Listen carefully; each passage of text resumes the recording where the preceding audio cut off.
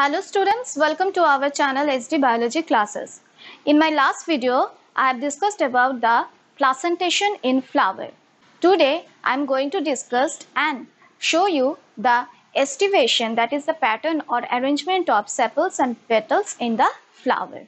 So students, let's start it. The estivation means the mode of arrangement of sepals and petals in respect to each other in the bud condition. We can study it in the flower when the bud is in blooming condition, that means in the flower condition also. There are 5 main types of estivation we can see in different families, in different members of the flower. What are those? Valvate, twisted, imbricate, quincuncial and vexillary types of estivation. We will know one after another. First of all, we will talk about valvate type of estivation. The arrangement of sepals or petals where each member of the calyx or each member of the corolla, that means each sepal just touch the margin of the another sepal, then it is called as the valvate estivation. Here in China rose you can see 1, 2, 3, 4, 5 sepals are present, and the margin of one sepal just touch the margin of the another sepal. Each and every case you can see the margin of one sepal touch the margin of another sepal. So this type of an estivation is called as the valvate estivation. Now the second type of estivation, that is called as twisted estivation. What is this? So here we are getting 5 petals of China rose. Here you can see that one margin of the one petal overlap the other margin. Here one margin is outside, another margin of the same petal is inside. Again second petal, one margin is outside and one side is inside. So this type of arrangement is called as the twisted type of estivation of petals or twisted type of estivation in sepals. This twisted estivation in petals also we can see in case of family Malvaceae, in the different members of family Malvaceae. Here we have another example.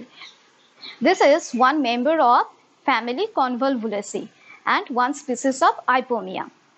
So here we have another example of estivation, and what type of estivation we will see in this member in the family Convolvulaceae. In Ipomea, one species of Ipomea, in the sepals we will see the sepals are arranged in quincuncial type of estivation. What does it mean? In quincuncial estivation, we will see that there are 5 sepals are present. 1, 2, 3, 4, 5. Total number of sepals 5 present. How the 5 sepals are attached or arranged here? See, one sepal, both the margins remain outside. The next sepals, both the margins of the sepal remain inside.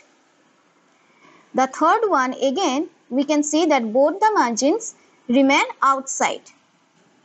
The fourth one, again both the margins remain inside.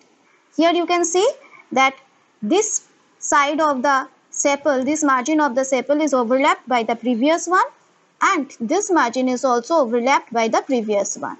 And the fifth sepal, you can see that one margin remain outside and the another margin is overlapped by the previous one.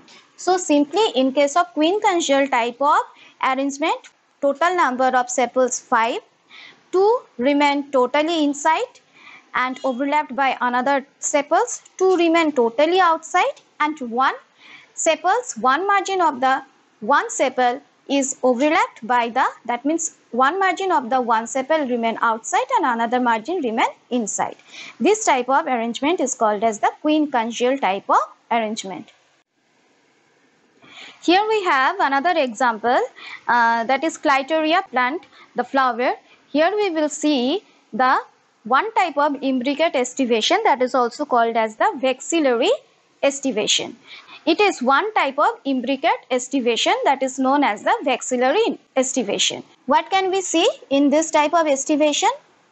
Before we know the estivation, we have to know the different name of the petals. The largest petal is called as the standard or vexillum. Next, these 2 petals are called as wings, and the innermost petal, inside it another 2 petals are present, which are called as the, these 2 petals which are called as the keel. So you can see that the total number of petals 5. So one petals totally remain, both the margins remain outside other petals. So one, in case of one petal, largest one, both the margins remain outside.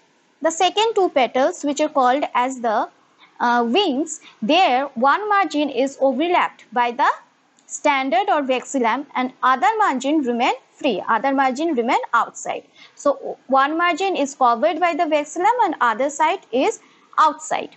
So next 2 petals, one margin, one side of the petals are overlapped and other side remain free. Innermost petals